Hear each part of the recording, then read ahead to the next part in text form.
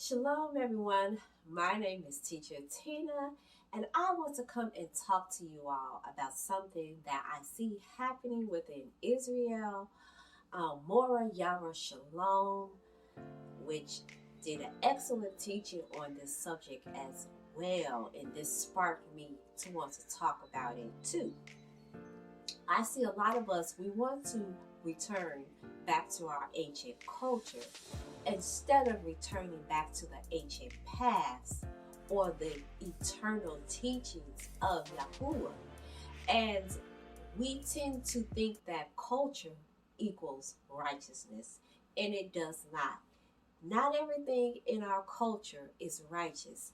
Not everything that we see written down in our history, in Torah, was done in a righteous manner.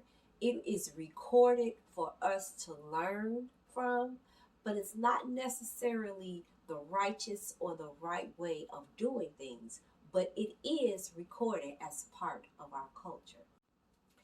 Let's talk about the Hebrew word kadim, or the Hebrew word that translates as ancient.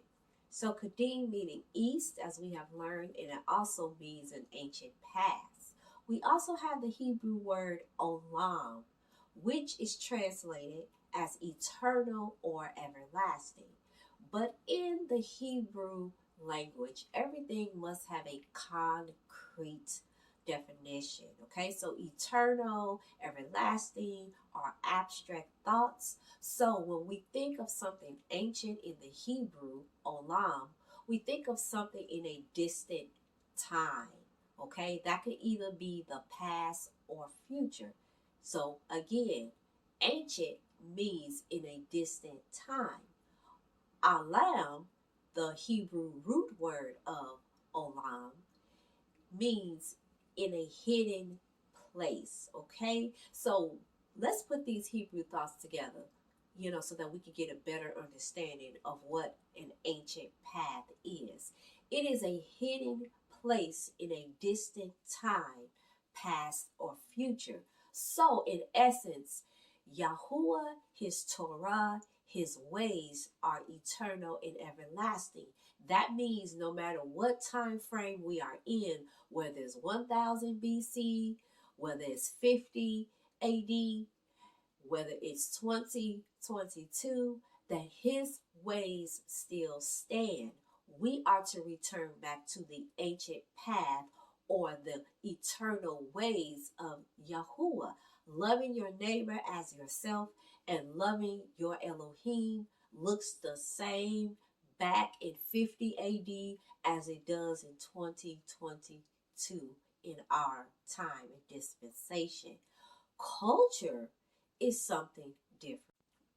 Okay, let's talk about culture, right? Because remember, culture does not equal righteousness. Culture is the pattern of human activities, and inside of those activities, there are symbolic structures that give the importance and significance of that activity. Okay, so because culture is based on human activity and human doings, we know that culture can change, culture can evolve. Culture does not always remain the same. As time goes on, people mindsets change and they are influenced by different cultures that surround them, right? So again, culture cannot equal righteousness. Culture is not eternal or everlasting like the laws, statutes, and commandments of Yahuwah. Mora Shalom, she brought up a good point that because we live in such a lawless society, especially those of us here in North America, where anything goes, we have gender fluency, we do not have our morals intact here. We can do pretty much whatever we want to morally and ethically. So because we are craving for morality, we want to turn back to ancient culture that we can dig up and find. And we see instances in Torah and in the writings where our ancestors were doing some things that may not have been righteous, okay?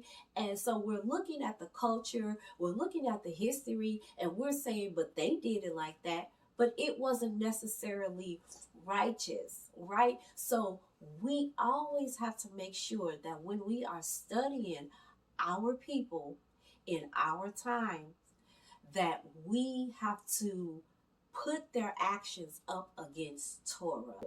We have to rightly divide the word of Yahuwah and find out what is culture, what is traditions, and what is rituals.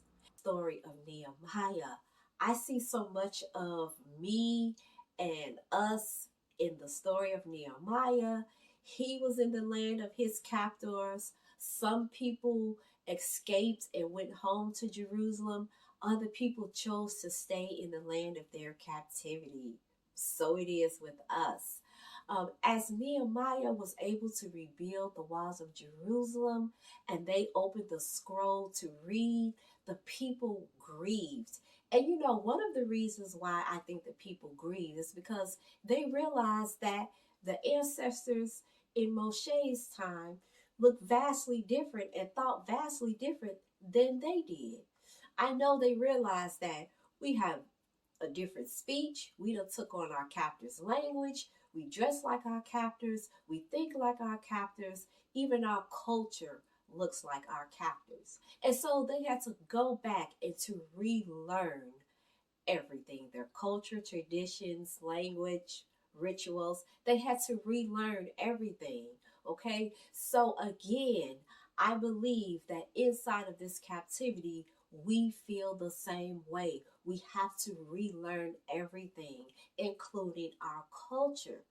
But our cultures does not equal righteousness. Again, only the Torah is righteous.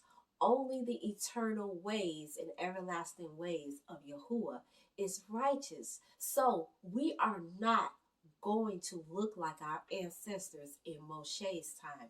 We are not even going to look like our ancestors in Nehemiah's time. We look drastically different. And that's okay because we are returning, right, to our cultures, our traditions, our rituals. But we cannot put the culture above Torah. We have to weigh our actions and everything that we do against Torah. So just because, again, we see our ancestors may have done some things and gotten away with it, so to speak, that Yahuwah didn't destroy them, it doesn't make it right. So let's be careful with returning to our ancient culture because we really cannot. We can use it as a blueprint to help bring back modesty, to help us to understand how to navigate in the land of our captivity, but it cannot be held as high as Torah. Okay? And I know that we are living in a broken, moralless land. They have no morals, they have no ethics. We can pretty much do whatever we want to do morally and ethically. And this is why those of us that are awakening and returning, this is why we crave our culture because we are really trying to find something morally sound, ethically just. Okay? But this is what Torah is for. And while we are in the land of our captivity, let's have a relationship with our Creator. Let's sit at His feet and learn what we are to do while we are in the land of our captivity. We cannot we cannot follow everything that is commanded to us while we are living in the land of our captivity.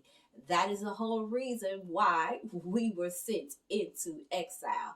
This is the whole reason why our captives are able to do the things that they do to us, okay? Because of our disobedience. So, as long as we are living in the land of our captivity, we are not going to be able to keep Torah like we want to. We have to strive to do the best that we can. And this is why you have to have a relationship with your Creator. He has given each and every one of us a specific purpose and task in the territory that He has given us. So we have to sit at His feet and we have to learn what that is and what that looks like. Again, a lot of us have different curses, have different things that we have broken through our bloodline that follows us and chase us that we must break. And that may look different from person to person, from family to family. So this is why you can't really just rely on culture alone, ancient culture alone, to solve today's problems in captivity. We must sit at the feet of Yahuwah and we must ask Him, how can we walk Torah out the best way that we can while we're living in the land of our captors, okay? And until Jerusalem is made for us to come back, this is how we're going to have to live, okay? So I hope that helped you all. And again, I know that we want to return to our ancient culture, and there's nothing wrong with that as long as we are not putting our culture over Torah. Okay, I hope that helped you, and until the next video, Shalom.